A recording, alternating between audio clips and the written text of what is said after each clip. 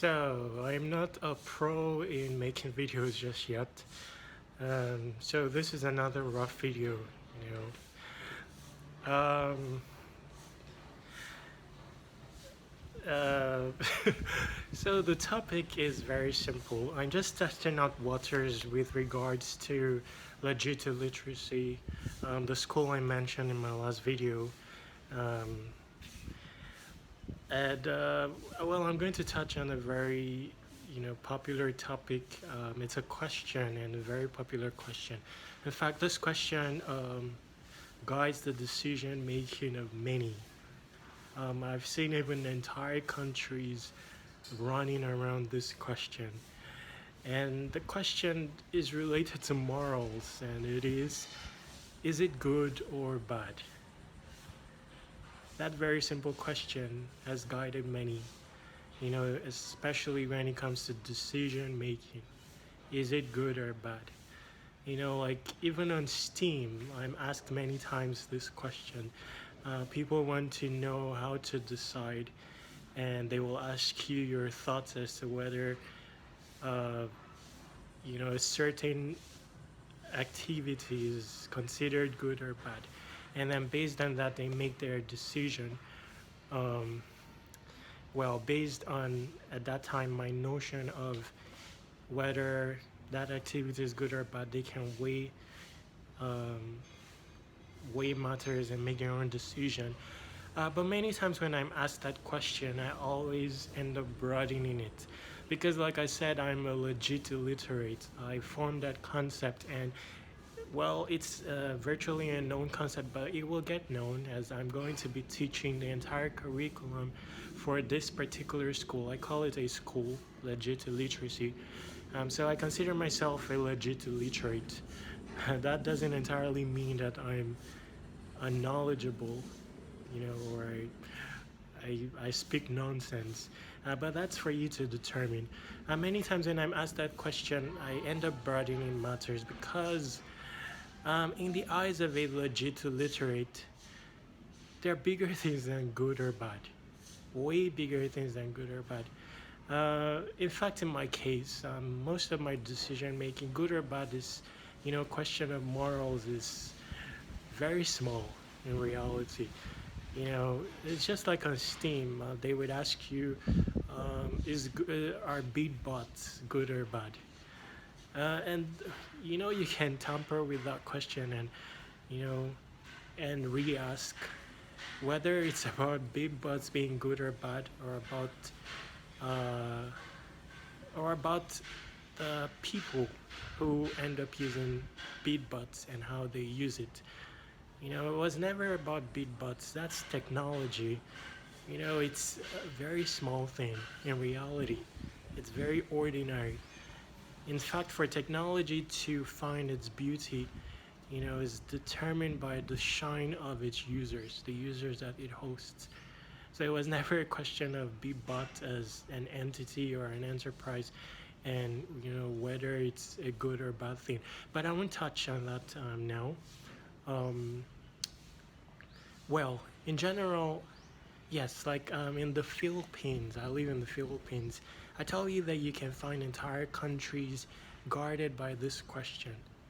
In general, um, in the Philippines, it's always pertinent to them whether something is good or bad, and this guides their decision making. For example, people will ask me, smoking, is it good or bad? No, not that people will ask me. In general, smokers in the Philippines, from what I've perceived, are guided by this notion. Oh, why are you not smoking? Assuming you pop that question, the answer is most times, leaning towards because it's bad. Why are you not smoking? Because it's bad. That's usually the surface, the answer that pops up for the most part.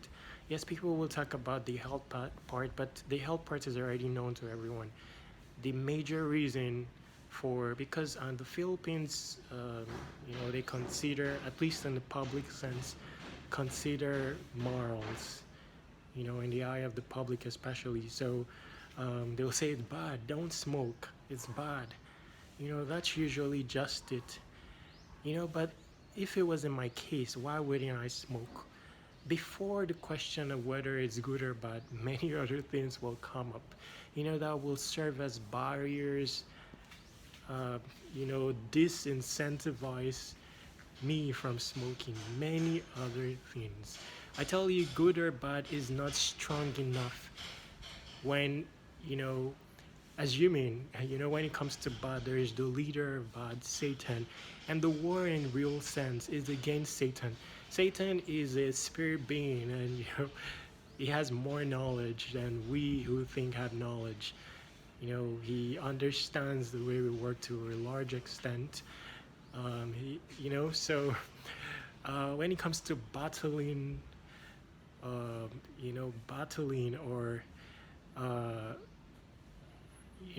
maybe an addiction or saying no to something, there's bound to be bigger incentive for doing that than bad or good. Yes, so many barriers will stand in my way, preventing me from taking up that cigarette. Yes, because for example, your locality, how you're perceived. But this is mostly due to your responsibility, your own sense of reputation that you have developed. How will someone see you if they see you smoking? How will your workplace or, what will the perception of you be when they see you smoking? That's one. But there's so many other. You can count health, the health hazard that smoking a cigarette brings too. But there's more. Your swag, your personal swag. In the world of the legit illiterate, I tell you, there is so much more than, just good or bad. Swag is a thing in reality. You know, um, you know, how will you want to dent your swag? You're posing as a boy. Without stick. Yeah, you can be the reverse, but anyway, this is a short video, so I'm just building up. The format for my videos. I really don't know how to make videos, but you will not call swag, a thing in the answering of whether to smoke or not. Now there's the person next to you. I would say in my world, humanity is the brother next to you. That is a strong thing to put into consideration most times by default. Now the person next to me, would you like to smoke? Will I be discomforting him or endangering his health? It's a very core thing. We'll live for generations yet unborn in my world.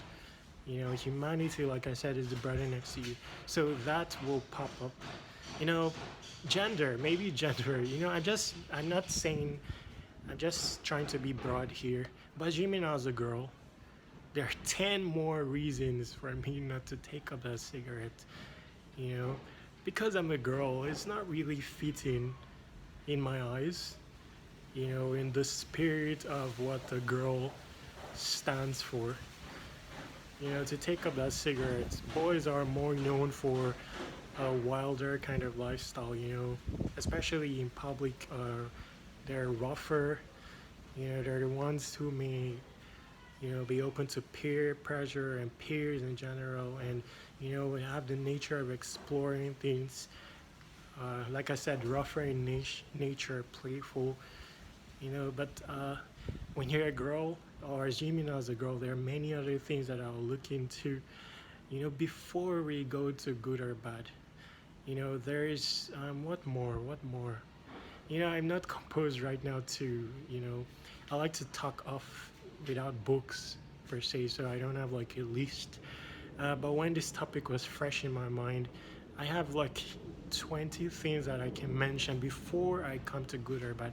Good or bad is something like a default in reality, and it's usually among the last things. Even when it comes to looking at health, I'd look at broader things than just the surface, that the hazard it can cause me. I'll look at broader things like, the creator, someone created you, and you, instead of, enhancing or not enhancing, like, let's say you're pot and buying accessories, paint and stuff to make the pot better. You know, how would it feel if we those are many things that I'll take into consideration. Then many factors, many factors, um, before we end up at the good and or bad part. And because of this many other factors, then it becomes easier to fight these temptations when they exist. It can also be a self-pride thing. I'm a man and I have an inbuilt pride. Going back to swag in the beginning, you know, especially if it becomes addictive, then my fight against it will be easier because there are many other deterrents to doing this thing. Like my self pride as a human, why will I let this cigarette, um, control me? I can't function. I become predictable. Like, I know that most times someone who has just finished eating is going to take the cigarette next. And that's not the nature being that I am or I constitute. I'm not very predictable, and that's where my mystery lies, my strength, my edge. Uh, you slap me, there are like 10 possible actions. So you can't say that I will return the slap. I may turn the left cheek and then turn the right cheek. That's the world of the legit illiterate, in reality. So again, many factors. And when you broaden this to other forms of decision making, then it makes the decision making process more interesting. Makes the human more interesting as well. Um, you know, I would say one quote, I call it a Eula quote because it's something that is mine created, and I would say, if you are too predictable, then who are you? It's a one-liner, but it's very powerful.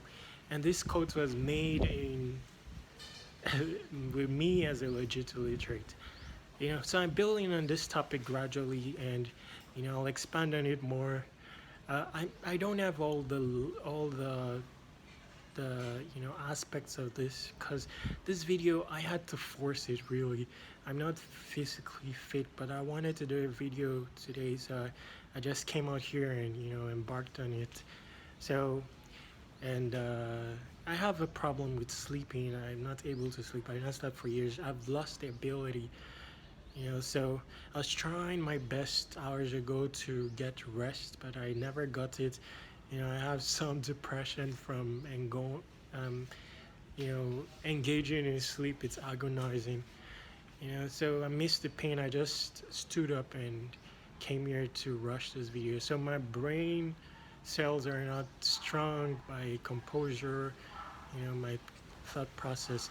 But you get the gist. This is just very general, and it's a big topic. I'm telling you the truth, because yes, most of the answers to world questions are not in moon. People go to moon to seek this, and the answers are in the first simplest obvious solutions. But because these are very simple, we don't we don't have an inclination to touch on them. For example, when you see poop on the road, first inclination is to walk past. For general public, it's dirt. But according to me, dirt is good. Ask the soap master.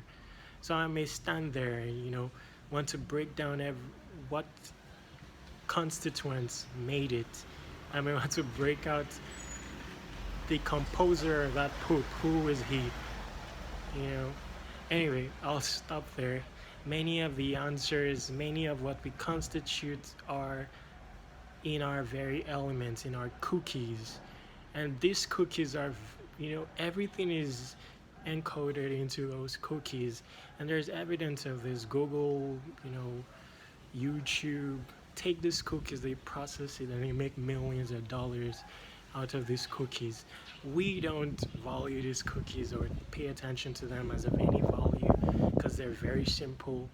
But if we did, if we simply took ownership of our cookies, love these cookies and process it, money will begin to seek you out. You heard that from a Legit Illiterate, and that's exactly what I created ulogs.org for. The art of ulogging is simply you retaking ownership of your cookies.